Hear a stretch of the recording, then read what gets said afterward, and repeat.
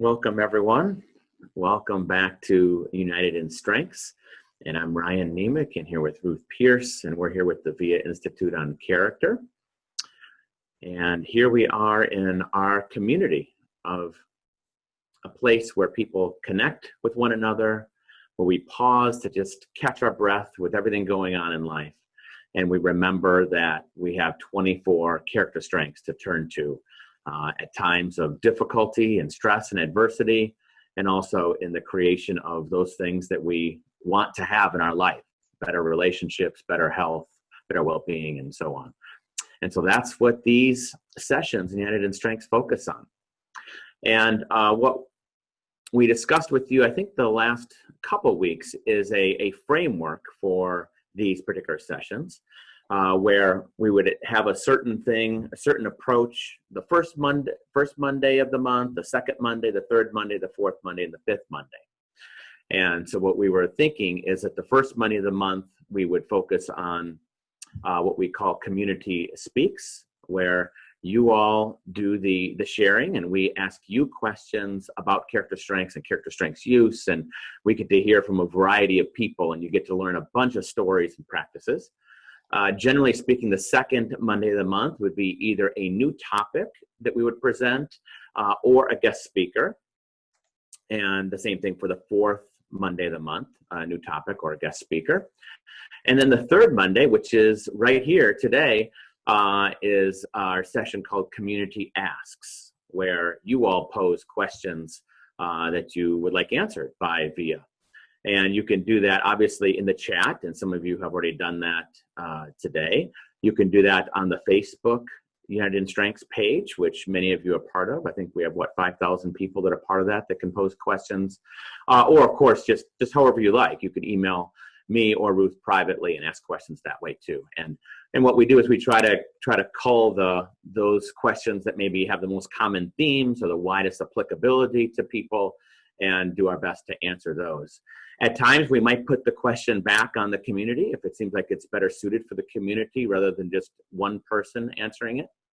And so for the questions that maybe you have for me, I'll just say that you're welcome to ask professional or personal questions. So you can ask questions about character strengths in general or the research, or you can extend that to positive psychology, the science of well-being. And I can do my best to answer those, since I follow that that general approach quite closely. Or again, you can ask things about me if it seems relevant to you or you're curious about it. I don't mind answering personal questions. So that's kind of our thinking. And Ruth, do you have an idea of what question we should start with today? I do. I have two starter questions for you. Okay, because I know you sent a couple to me just half an hour ago. Well, I'm gonna go with some of the ones that are in the chat. So, question number. Are you ready?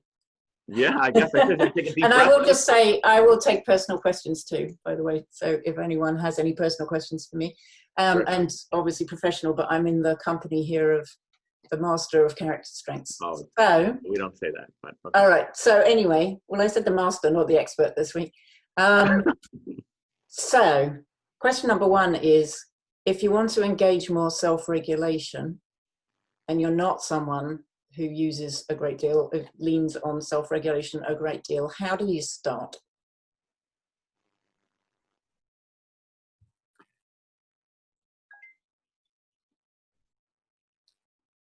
Well, I mean, self-regulation is one of the most complex character strengths. And so I think the first step is just to learn what it means. Because we can look, the VIA survey mentions it, measures it in a fairly one-dimensional way.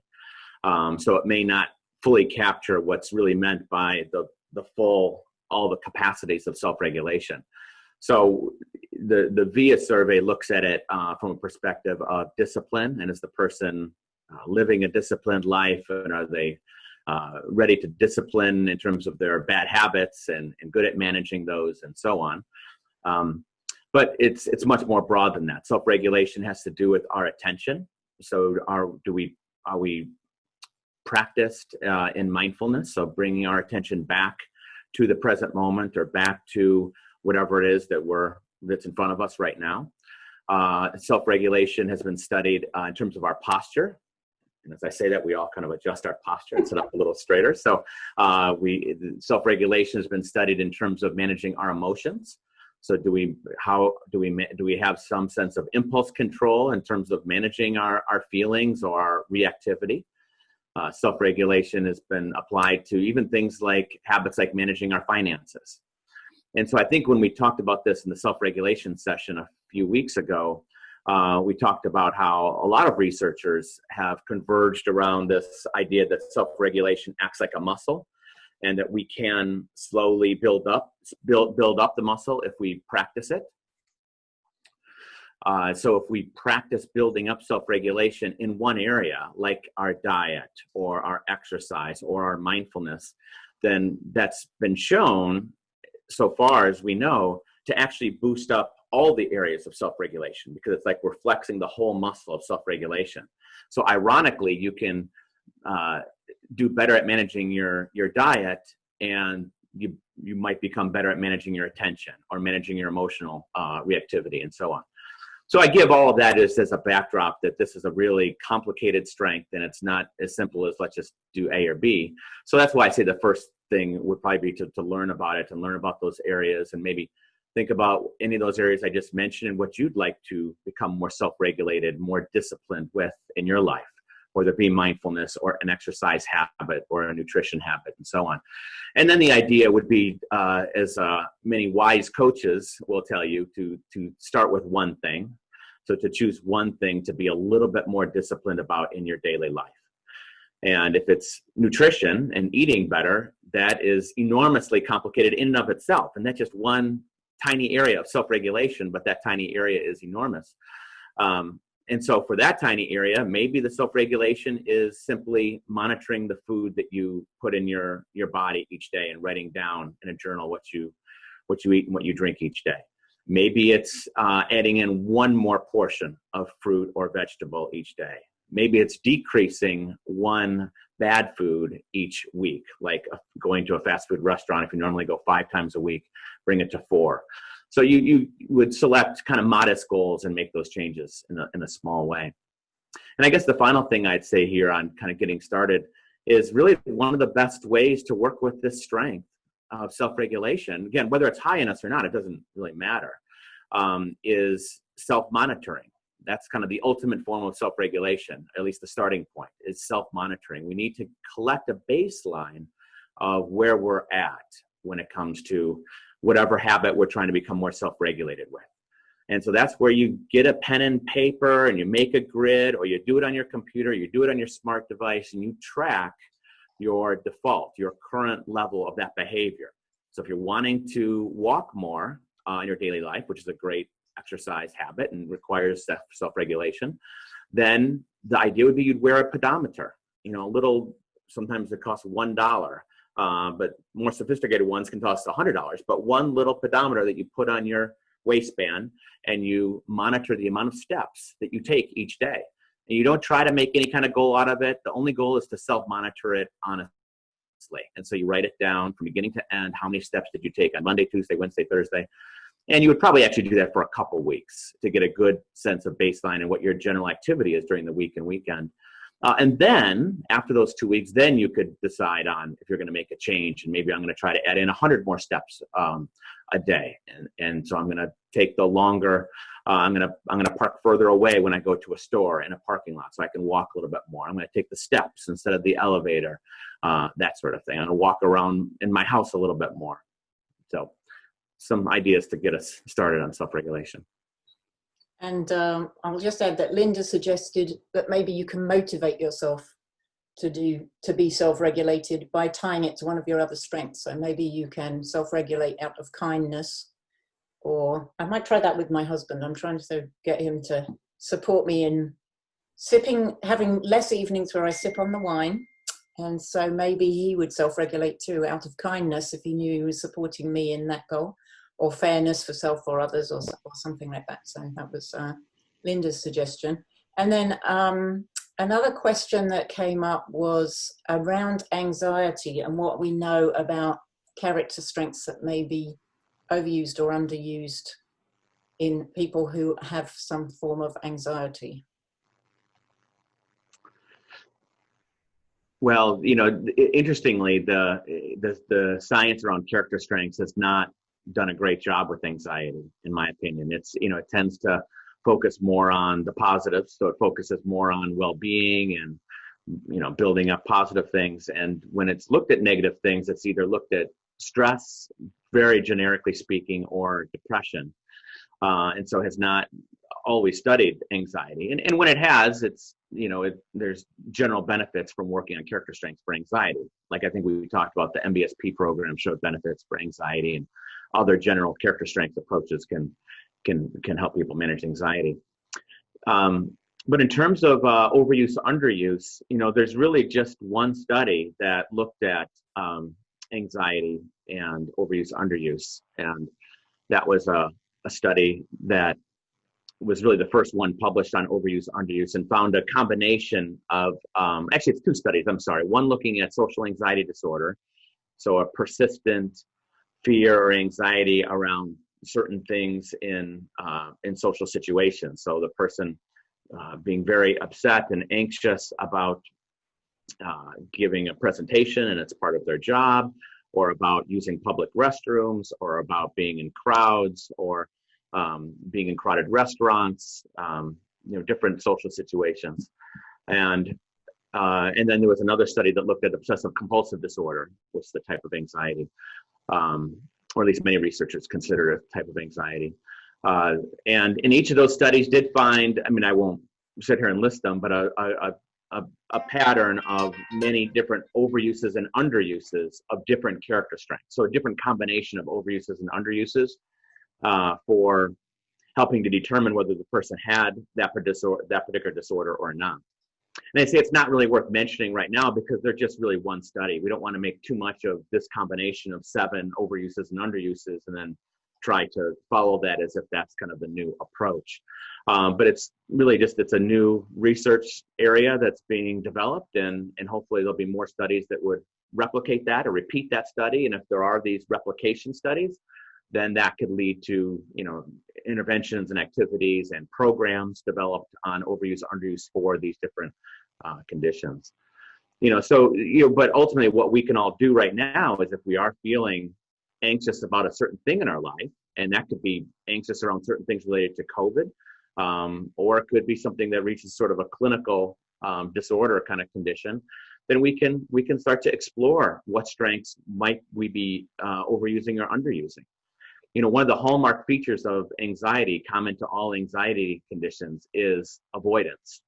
So the person with the anxiety, it affects their life, it affects their work, it affects their schooling, it affects their social life, and so on, because in part there's avoidance. There's an avoidance of what the person is afraid of, and that helps to perpetuate the cycle. It keeps the anxiety there and going, and the person doesn't get to see that, oh, they can actually do that public talk and get through it okay, and they can actually be okay and not have a panic attack in public, and so on.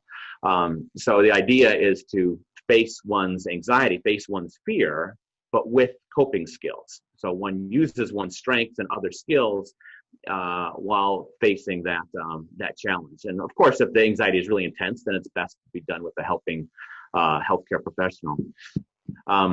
One of the things I always think of then is when it comes to anxiety with avoidance, is it does take bravery as a way to face one's anxiety. If we're going to face something that face our uncertainty and face the unknown and face what's scary in our life, and I think about myself as well, it does take bravery to be able to do that confronting, to be able to face that in oneself and in the world. So bravery would be one strength that's related, even though I don't think bravery came up much in the overuse, underuse studies, interestingly, but I think conceptually it makes sense. But I would put it back to every person, because each person's story is unique and their anxiety is unique and different, and the situation that you're in is different than others. So what strengths might you be using, or might you be overplaying?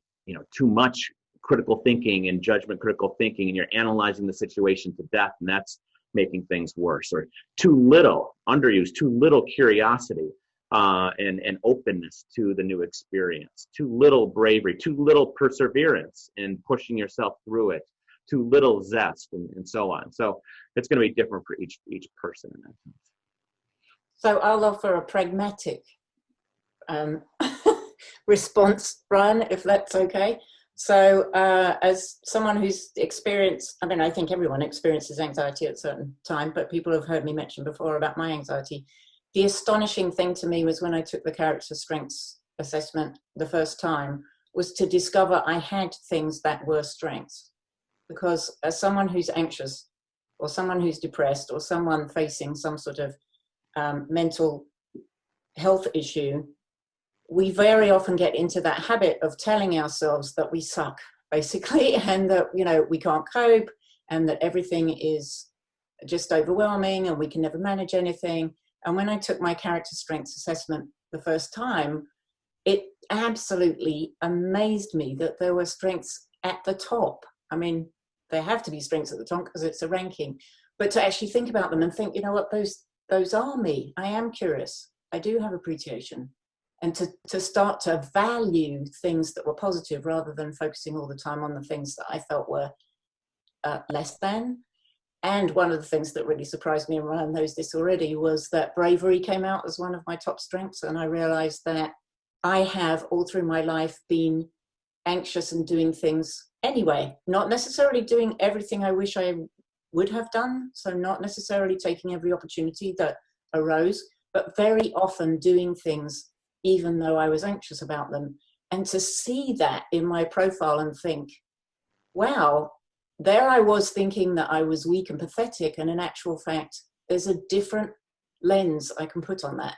And so really using our character strengths as a way of exploring what positive we bring to that. And maybe it's about kindness to other people and being open and vulnerable, or turning that concern you have about your anxiety into something more positive. And that was what was really, for me personally, as Ryan said, it's different for everybody, but for me personally, that was what was so life-changing, was the balance of what strengths do I actually have, and how can I turn this perspective around a little bit and see things in a different light. So that was really helpful. And I think character strengths help a lot with that. That's not to say that we don't need other help as well, but it helps a lot, I think. Sorry, I got a bit distracted there with my own story. So I'm just looking at the other questions. Perhaps one quick one, Ruth. Someone, yeah. I think I lost it now, but they were asking, is there a meditation on each of the character strengths? And if so, where is it? I think Leovov was asking that.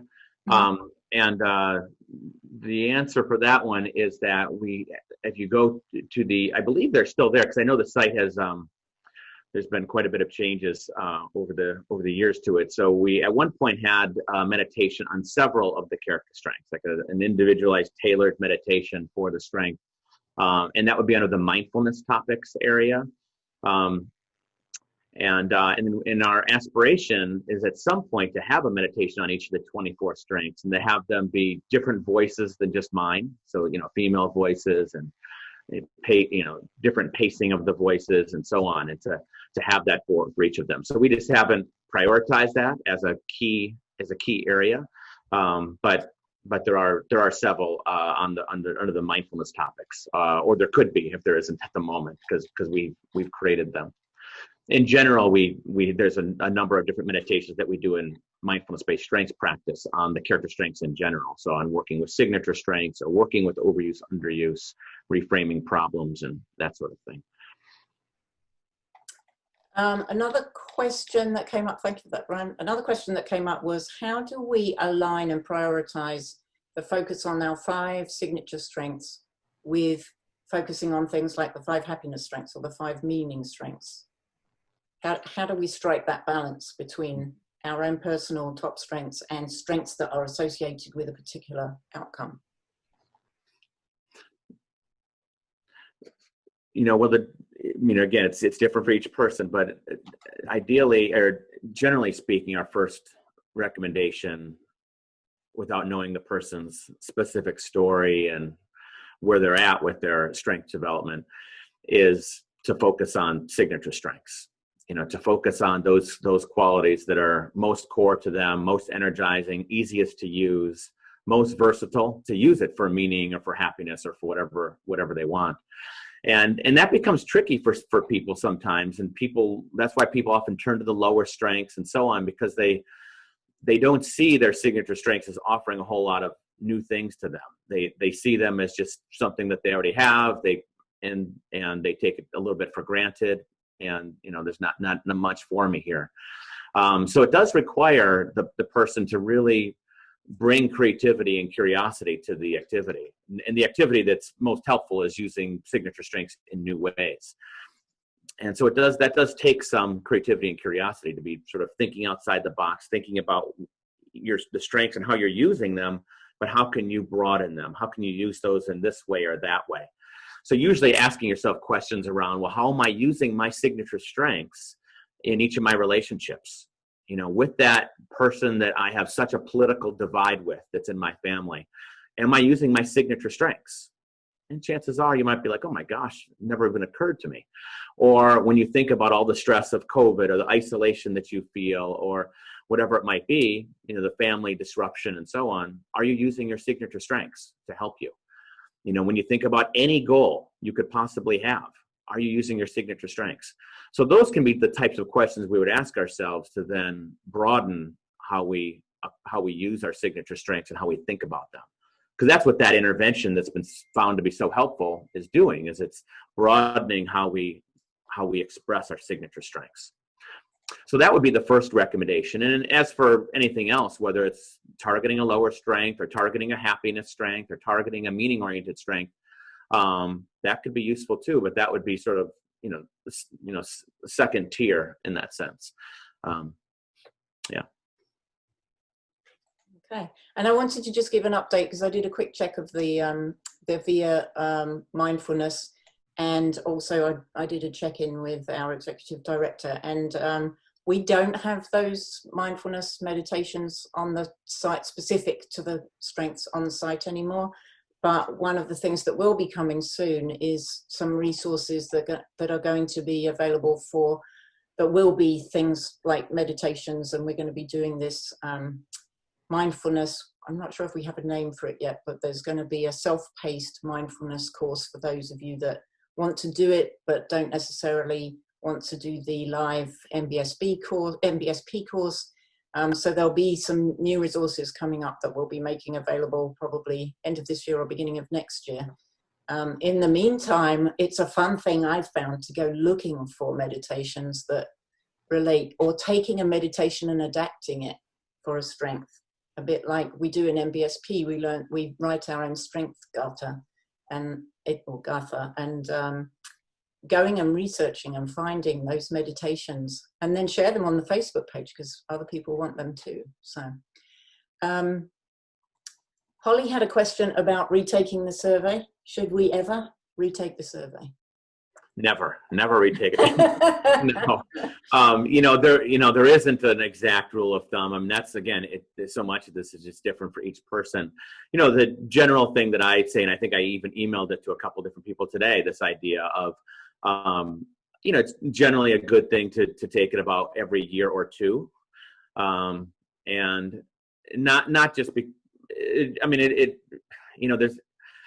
sometimes it might be because something big has happened in your life. Maybe you've found a life partner, or you had a child, or a big change in career. And it can be interesting to see what kind of changes there might be in your character strengths. So, or if you've been really working hard on developing some of your strengths, it can be interesting to see if things have changed. Probably the more practical thing is to take it if you took it a long time ago, because we have a new and improved test. So if you've taken it in the last 2.5 years, then you've taken the most recent version. But many people that are on here, the last time they took it was 2010 or 11 or 12 or 13, 14, 15. And you're just still using those same results, and that's fine. But it's not of the most recent, scientifically valid version. So then it would be more of a more pragmatic reason to retake it. But otherwise, so I personally take it about every 2 years.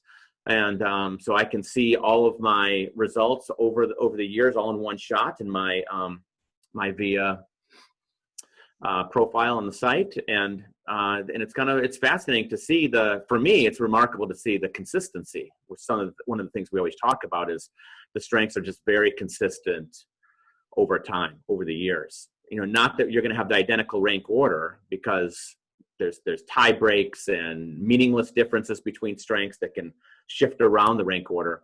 But generally, if I look at my top 7, it's a very similar constellation of 7 always from time to time. But occasionally there's one that pops in that's maybe a middle strength that's popped in, or a top strength that's moved down. And that can be interesting. Like for me, kindness, which might surprise some of you, is second to last a few years ago, number 23. And now, the last couple times I've taken it's more of a solid middle strength for me. Forgiveness was one that has always been my highest temperance strength, but popped into my top 5 for the first time this last time I took it.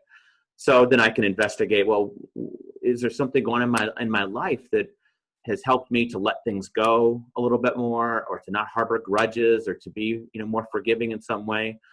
And so I can kind of reflect on that in that sense. So, yeah. So that would be just kind of a general response. So yeah, take it every couple of years would be the general rule of thumb. And I take mine once a year, and I always get one of the paid reports because I want to look at the raw scores. And what I've noticed, so the first 3 years I took it, I saw things move around. And the question always is, did they really move around, or was it just a very small change in the scoring? And I saw some that were near the bottom coming close, not to the top, but closer to the top. And that was really good. And then they kind of settled in, and that was kind of exciting to see. So the first peaks, I felt like I was growing, and then they settled in, and I was just I was really struck by the stability of them. And then what I've noticed is that my middle and lesser strengths are scoring higher as time goes on, as I'm being more mindful and thoughtful about using them. And my top strengths still stay my top strengths, but I can see the other ones sort of moving up and consistently scoring higher, because I think I'm just more engaged in using all of my strengths and being aware of all the possibilities of the strengths we have. And for anyone who's sitting there thinking self-regulation is their lowest strength, yes, it's mine as well. And it scores a little higher each time. So not necessarily much change between the first and second time, or the second and third time, but between the first and the 6th time I've taken the assessment, there's a significant change in the raw score. It's gone from something like 2.2 to 3.2.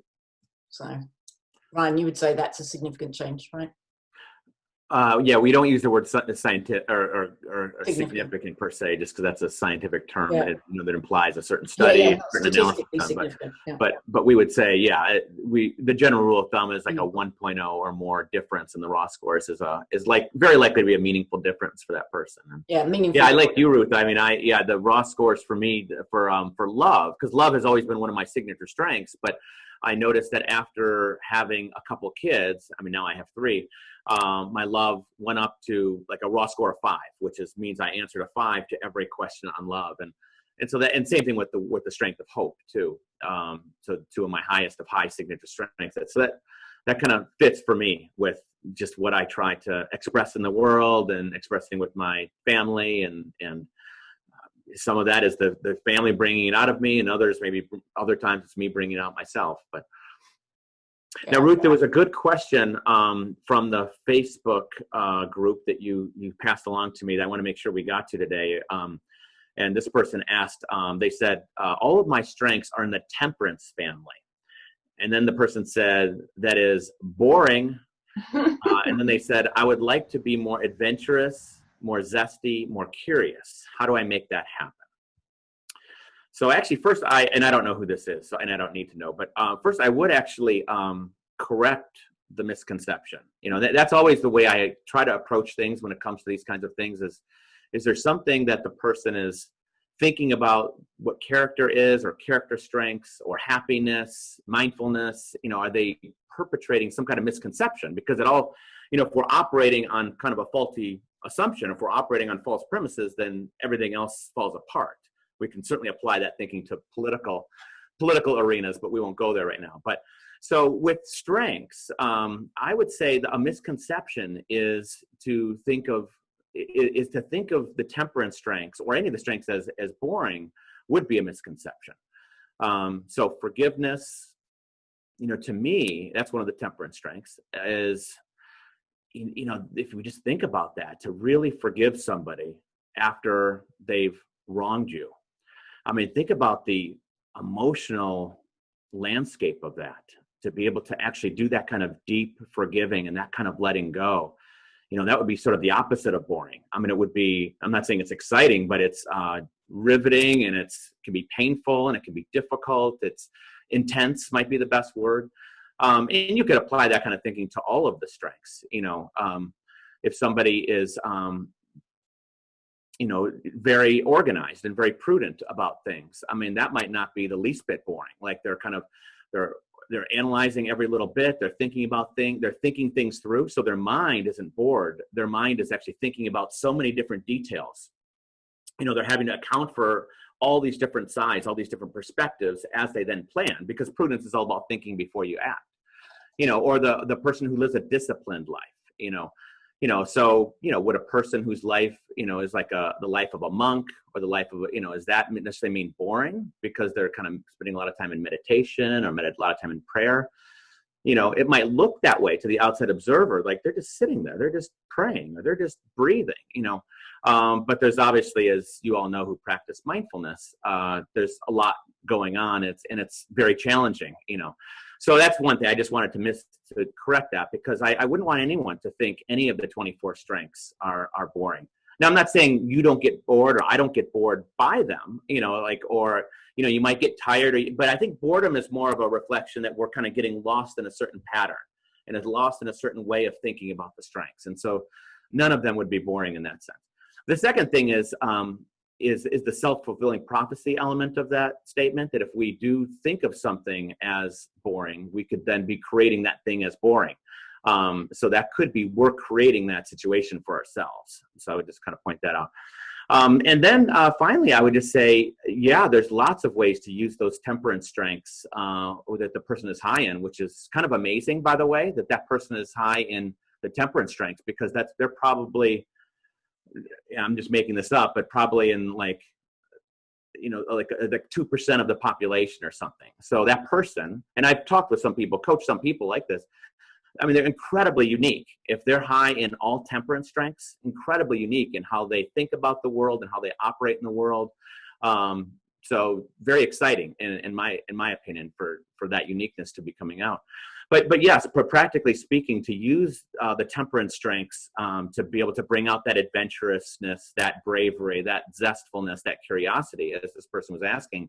Yes, I mean, use the strength of prudence to plan your next adventure, right? So if adventurous is what you want to be, and prudence is what you are, use that prudence in what you are to plan and to organize and to think through how to get on that next adventure.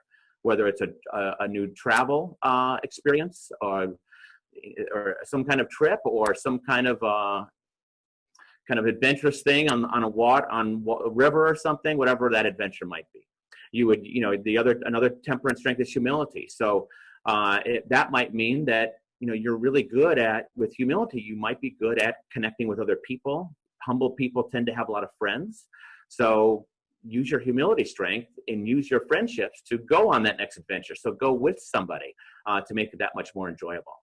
Use the temperance strength of self-regulation to set up a character strengths practice, since your self-regulation would be all about discipline and that you're good at setting up a regular meditation practice, or in this case, a regular strengths practice each day. And so have your discipline be about learning about cultivating curiosity, or learning about cultivating zest, those strengths that you want as your focus. And then the final temperance strength to apply here is forgiveness. And that would be simply to let go of any judgments, negative thinking that you have about your strengths.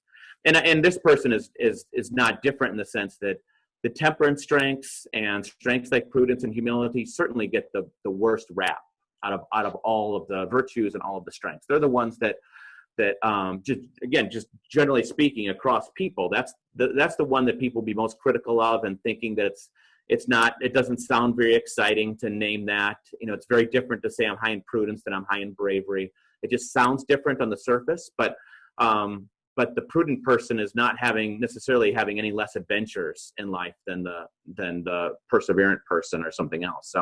So we want to use our forgiveness then to let go of those judgments and any limitations we might be putting on ourselves, or limitations we might be putting on our signature strengths. Someone asked about decision making and using character strengths, and as I'm someone that is particularly intrigued by cognitive biases, two things came to mind. One is to use curiosity, because we have a tendency to connect things together. So we have all sorts of biases that in our decision making, we'll go with things that seem familiar to us, or we will only take evidence that seems to confirm what we already suspect to be true. That's confirmation bias. Or we're overly optimistic how quickly something will be done. So things like that. Using curiosity to ask, well, what happened the last time something like this was done? Was it really done as quickly as that? What's another way of looking at that? What's another perspective? And I heard the other day that one of the best ways to get you to switch from system 1 thinking, which is the autopilot, to system 2 thinking, which is the under Kahneman's model, system 2 thinking, which is the more thoughtful thinking, is if you have the capacity to speak a second language other than fluently, think about your decision in the second language. Because you have to slow down your thought processes, and you're more likely to notice assumptions or presuppositions that are not helping you. So I thought that was a really nice idea. Sadly, I don't know. I know sort of like a mixture of languages, so I can do it in 4 different languages a little bit. But if you do have the capacity to because you also tend to simplify your questions. You're more sophisticated in your own language, and if you're speaking a second language, you cut it down to the bare bones and really think about, well, what does this really mean? So I thought that was a really interesting tip. Yeah, I love that tip for decision making. I hadn't heard about that or that research. It actually reminds me, just this weekend I stayed at a hotel one night. It was sort of a bit of a retreat for myself. And the way that I always remember my hotel number, because often the number is not written on the actual card, is I actually say the number in Spanish to myself a couple times, and I say that in my head, and then I'm just more like I remember. Otherwise, in English, I won't remember the name, but if I say it in Spanish, I will remember it. So, and not to fool anybody, I'm not fluent in Spanish, but I know enough, a few years of practice with it and travel to different countries with it. But yeah, so anyway, so yeah, I can see where that works, because you're working with a different part of your brain that way. You can pick it up. And I think of, by the way, with decision making, I think of that as very squarely about the character strength of judgment and critical thinking. That's the strength that really gets riddled when we're struggling with decision making. My wife is really high in judgment critical thinking, and so sometimes she can analyze a possible decision to death, and it's sort of, and as she and I both discussed it would be sort of an overuse of her judgment critical thinking. She's too riddled on both these sides. This side could work, and this side could work, this side could work. I don't know what to do, and it's an overplay of this amazing strength that she has called judgment critical thinking. So when we're in the zone with that strength, which is a fairly common strength for people to be high in, if we're in the zone of that strength, then we're probably more in the zone of making decisions and finding that balance. But it's going to require other strengths, like Ruth was saying, curiosity, and maybe some creativity of perspective, social intelligence, and so on. So there'd be some good secondary strengths in there too. We do have a question about whether or not there's a way of getting hold of the translations of character strengths into different languages. Because we certainly have, like, one of our fancy grids, our previous grids of the 24 strengths, we certainly have that in Spanish. And I think Claudia, who's on the line here, was one of the people that actually did that translation. And I think there's been a couple other ones in a couple languages, and I've always thought it'd be really cool to have, exactly what this person is saying. So, 30, because, the original via survey, the one that we previously used, was translated into 42 languages. So almost any language of anybody on this call or anybody, a client that you might be working with, it was translated in. But the newer versions are just, it's a very rigorous process, so it's going to take some time. But to just, at least in the meantime, have that of the 24 strengths in the fancy kind of pictorial grid would be great. So I think that's something we could certainly get back to. And Claudia has just posted the Spanish version, it looks like, in the chat here for people. So, and I didn't open it, but that kind of thing would be great to have that for all the languages. So it's something that we can aim toward. And I know we have such a great resource here in United in Strengths and some of our other platforms where there's lots of different people from different countries, and I don't think it would be very hard to get it. You might remember from like what was it, Ruth, the third week that we were doing this, second or third week, there was that poem that I had written, The World Needs You, and it was one-page poem, and the world needs you, meaning all of us, to take action with our strengths at this time of COVID. And it's like one line on each of the 24 strengths, and we treated that as a meditation and so on. But that without any effort was translated into, I forget what it was, 15 languages, within like 2 weeks. So it wouldn't be hard to get what people are asking, and maybe that's something we could pursue. Okay, well, it is 5:46. So what do we have next week, Ruth? We have next week we have Adam Clark, Professor speaker. Yes. Yeah, don't miss Adam Clark next week, who's a theology professor and a friend and colleague of mine, and he's going to speak on Martin Luther King and the beloved community and the role of character strengths in there. So there's a lot to be said there, and a lot on nonviolence, if you're interested in nonviolence and peace and Martin Luther King's approach and character strengths and what it means to come together in a inclusive, loving way. This would be the session for you to be sure to attend to. So certainly we'll look forward to that, and definitely have your questions ready for Adam for that, and it should be exciting.